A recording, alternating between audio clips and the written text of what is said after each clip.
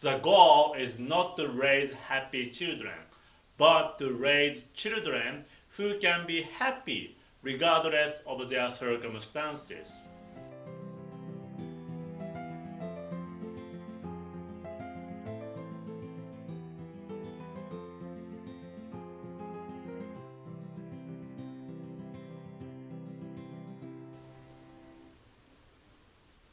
Hello, this is Reverend Naoya of Los Angeles Gedatsu Church.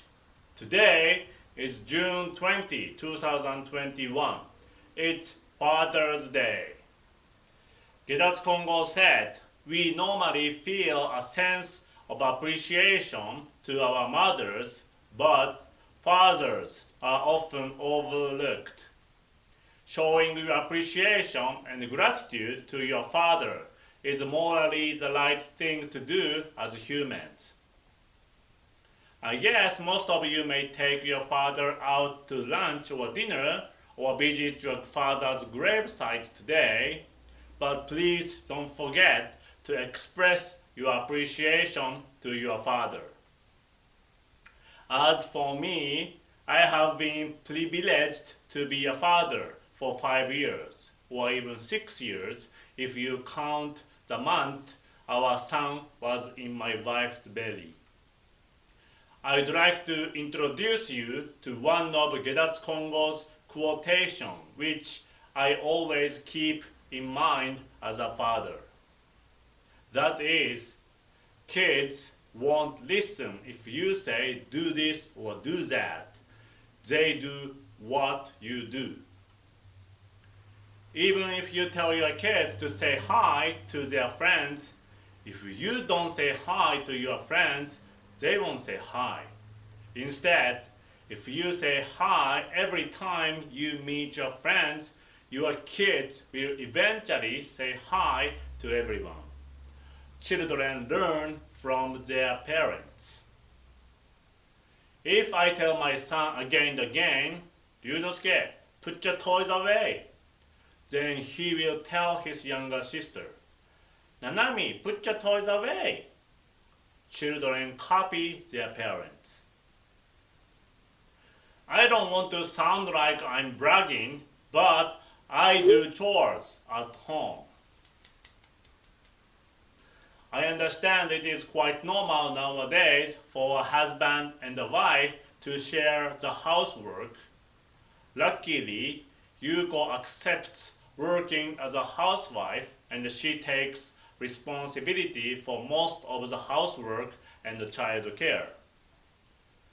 Among some of our friends in Japan, there are husbands and wives who work and the spouses are homemakers. The working spouses often think they don't need to help at home because they are working. The homemaking spouses resent that their working partners don't help with chores at home. Some of them express their complaints on Instagram stories. Then why do I voluntarily help my wife? Is it because I'm super great? The answer is in my father. I have told this story before, but it's worth repeating, especially for Father's Day. Years ago, my father was a traditional Japanese husband.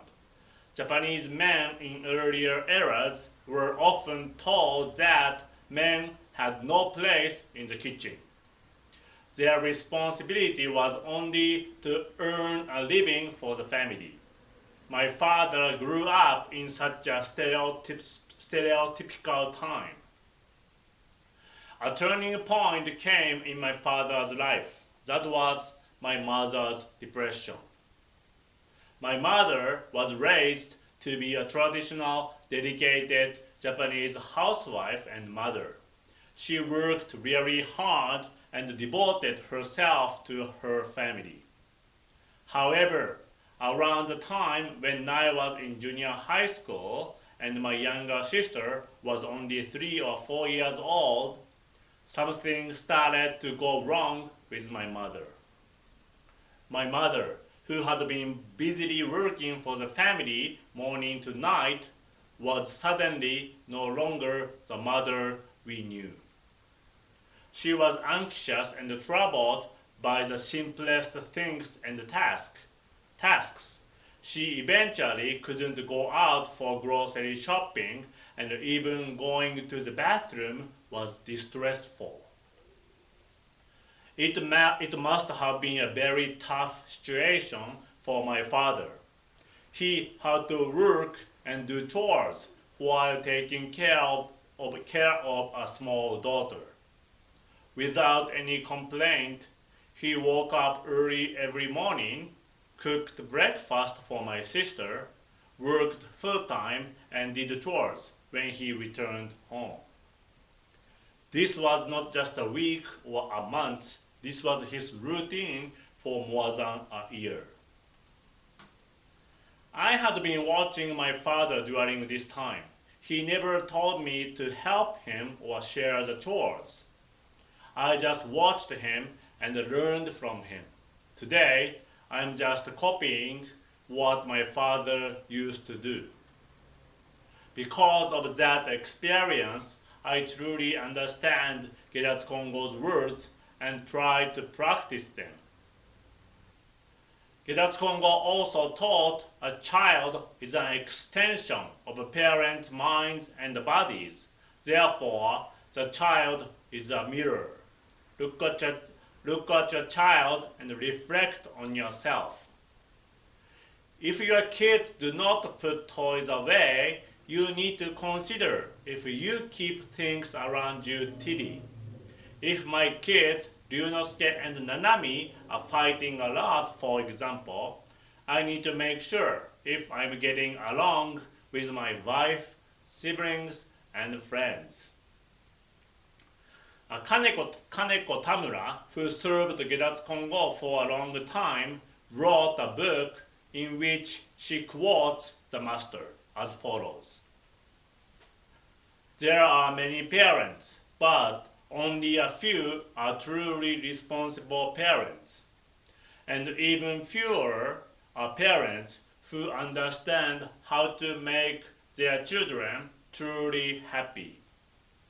A parent who has worked hard and become wealthy often says, I have given my children everything, so they don't have to work as hard and experience what I did.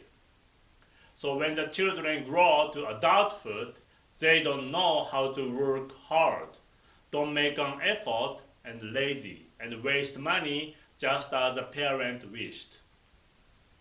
Don't spoil your kids. It is important to be a parent who can teach the joy and the satisfaction of working hard and the value of personal effort. Children, whether they are hardworking or lazy, are the fruit or result of parents' wishes. Parents hope to make their children happy, but they cannot secure their children's happiness. Do this, do that. Even though you tell your kids what to do until you are blue in the face, unless your words are followed by actions, your kids won't listen. They may grow up to become people who stubbornly refuse to do anything without being told, or people who boss others around. If you wish your children to be truly happy, the best way is to guide them toward happiness and allow them to find it on their own. The goal is not to raise happy children, but to raise children who can be happy regardless of their circumstances. These are the words of the former Empress of Japan. Who can be happy regardless of their circumstances? The person who works hard, appreciates what they have, is kind to those around them, is happy for others, and who is always smiling. I believe these are appropriate conditions for creating happiness. Of course, discipline is also important. Sometimes parents have to be firm in teaching the right things. For example, my son threw sand into the face of another kid. I had to tell him that's wrong. But at the same time, I also reflected on myself, wondering if I hurt someone recently or thought deeply about why my son did that. Maybe he wanted my attention. I searched for the cause in myself and learn from it as a parent. Kids surely watch the process and do the same thing in the future. We should remember that the focus of reform should be on ourselves, not the child. Instead of parents bringing up kids in the right way, parents accumulate virtue by making those around them happy. As a result of this accumulated virtue, their kids will naturally grow up healthy and good. That's my parents' motto of raising kids. Now it's up to me to keep practicing it to prove its truth.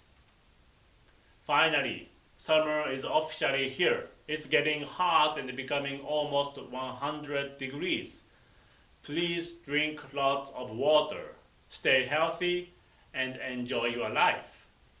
I'm sincerely praying for your happiness and looking forward to seeing you at the church soon. Thank you very much. God bless you.